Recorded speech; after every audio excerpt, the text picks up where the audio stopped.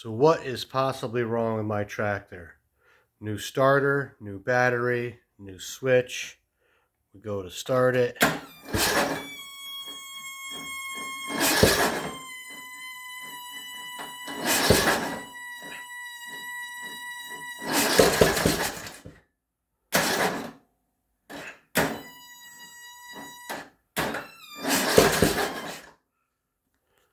What could possibly be doing that?